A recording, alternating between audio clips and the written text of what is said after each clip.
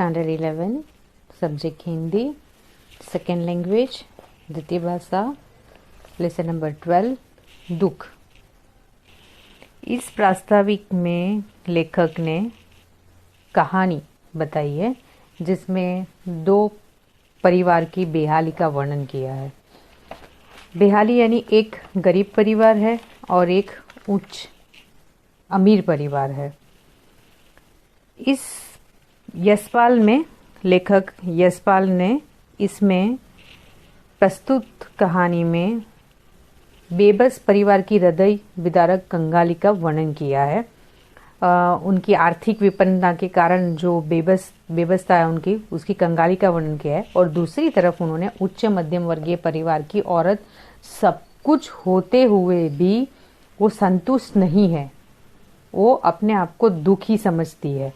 तो लेखक दोनों ओर की दुख भरी परिस्थितियों का तुलनात्मक वर्णन यहाँ पर हमें दिया है।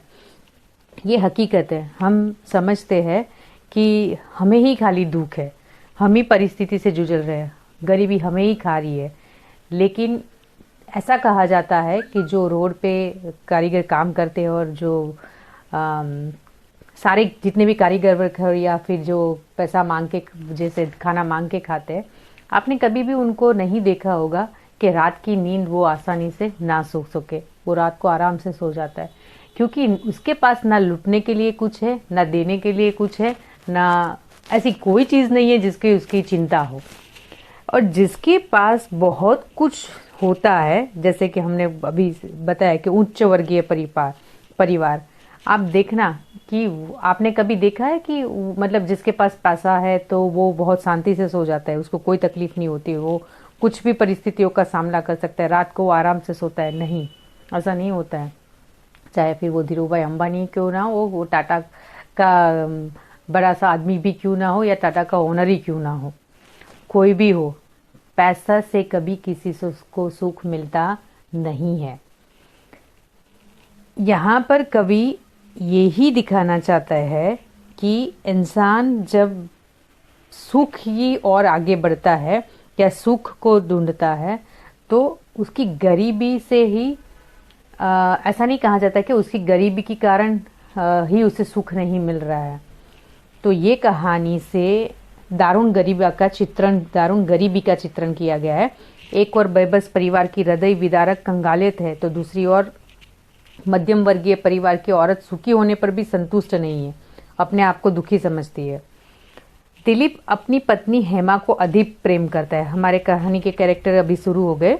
दिलीप अपनी पत्नी हेमा को अधिक प्रेम करता था, उसके प्रति वह आसक्त था, उसको पूर्ण स्वतंत्रता दी थी, सुखी थी। तो भी एक दिन दिलीप हेमा की सखी के साथ सिनेमा देखने गया, इसलिए वह सारे दिन रूठी रही और दूसरे ही दिन वह माँ के घर चली गई। वितृष्णता और ग्लानि में समय स्वयं ग्लानि बन जाता है। आपने देखा, बहुत कुछ दोनों में इतना अच्छा जा रहा था, इतने अच्छे से वो उनको प्रेम करती थी, लेकिन बस एक दिन दिलीप उसकी सखी, किसकी सखी? उसकी पत्नी की सखी हेमा की सखी के साथ सिनेमा देखने चला गया, इसलिए उसको अच्छा नहीं लगा, वो रूठ गई और माँ के घर चली गई।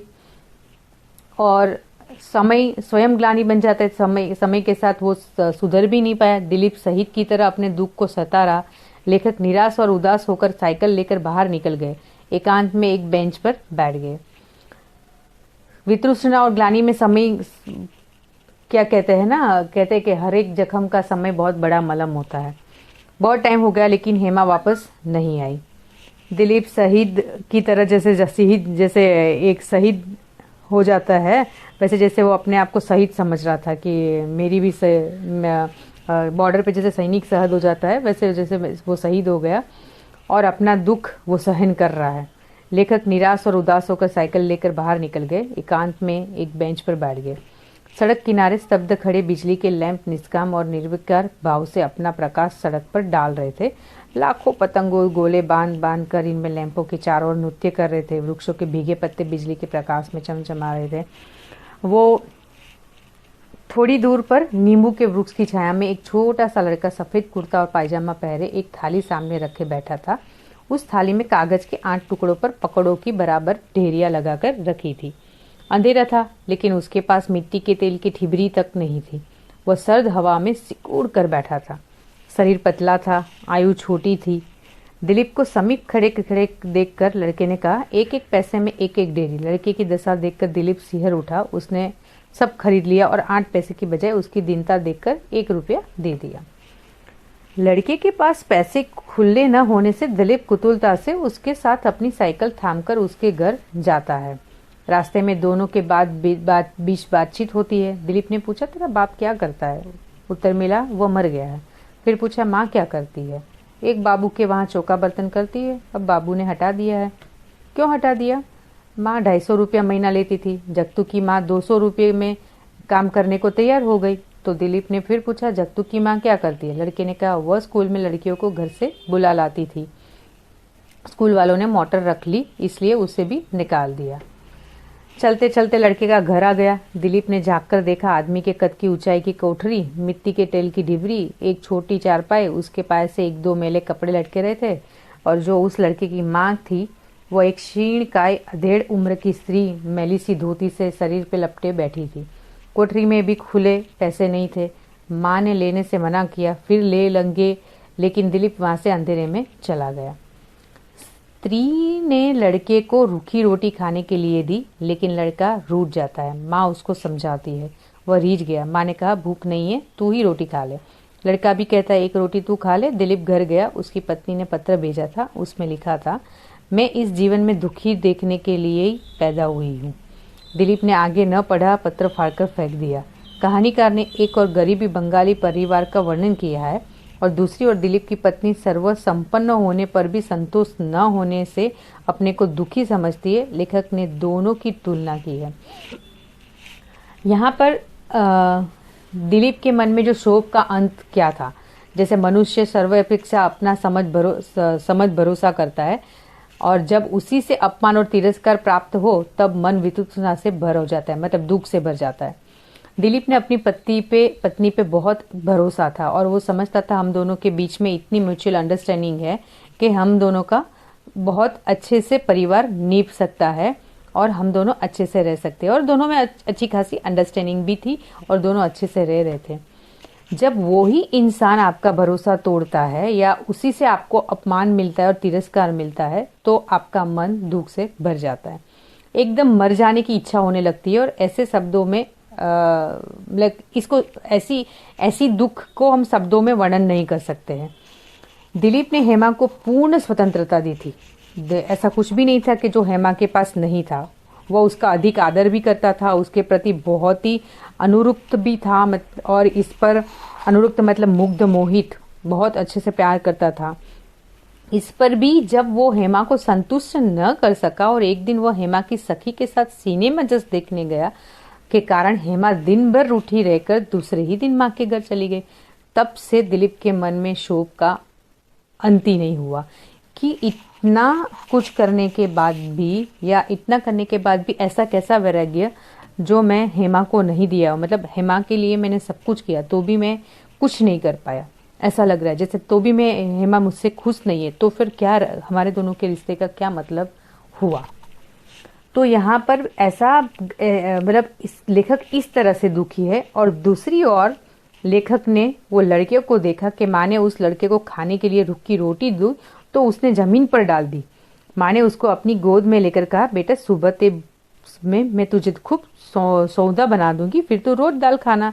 बेटा रीझ गया, उसने पूछा, माँ तूने रोटी खा ली? माँ ने कहा, हाँ बेटा मुझे भूख नहीं है, तू खा ले। माँ ने मना किया तो भी उसने अनिच्छा से 1 रोटी माँ की ओर बढ़ाकर कहा, 1 रोटी तू खा ले। माँ ने स्नेह से पुचकार कर कहा, नहीं बेटा मैंने सुबह देर से खाई थी, मुझे अभी भूख नहीं है, तू खा ले। लड़का और उसकी दिन माता का परस्पर प्रेम देखकर दिलीप के लिए और देखना असंभव था। दांतों से होठ दबाकर वो पीछे हट गए। तो एक और दिलीप और अपनी पत्नी का, उसकी पत्नी का जो प्रेम था, जो मतलब मंत्रमुग्ध थे दोनों एक दूसरे के साथ और बहुत अच्छा था, उनकी बॉन्डिंग अच्छी थी। तो भी वो छोटी सी बात में नाराज होकर हेमा चली गई, जिसका दुख दिलीप सहन नहीं कर पाया। और इस तरफ इनका घर का गरीबी, मतलब इनके घर पे इतनी गरीबी थी और इन लोग का प्रेम देखकर दिलीप को लगा, दिलीप को सुख का अनुभव हुआ। मतलब सुख का अनुभव मतलब सुख इसे कहा जाता है कि या फिर समझदारी इसे कहा जाती है। माँ बेटों में और घर वालों में इतनी अच्छी बॉन्डिंग थी, गरीबी थी, खाने के लिए भी फाफे थे, तो भी दोनों माँ और मतलब लड़का और उसकी दिन माता का परस्पर प्रेम देखकर दिलीप को लगा कि प्रेम की यदि कोई व्याख्या है तो ये होनी चाहिए। सो इस लेसन के द्वारा कवि लेखक हमें क्या बताना चाहते हैं कि जहाँ प्रेम होता है वहाँ कुछ और चीज़ें देखी जाती नहीं है। वृक्षों के भीगे पत्ते बिजली के प्रकाश में चमचा रहे होते हैं। ये लाइक कहते हैं ना कि वृक्ष और फल और उसके पत्ते जो एक दूसरे के साथ नहीं छोड़ते, गिर जाते तो भी वापस आते हैं, पत्ते जाते तो भी, लेकिन वृक्ष कभी साथ नहीं छोड़ता। वैसे ही लेखक कहते हैं कि मनुष्य की भी ऐसी ही अपेक्षा है, एक दूसरे की अपेक्षा में खरे उतरने चाहिए और छोटी छोटी बातों में नाराज़ नहीं होना चाहिए, बातों को समझना चाहिए और समझदारी से काम लेते हैं तभी दुख आपके घर में प्रवेश करता नहीं है। सो इस छोटे से कहानी के द्वारा लेखक ने हमको बहुत कुछ अच्छे से समझा दिया। अभी Subscribe now and press the bell icon. Never miss an update.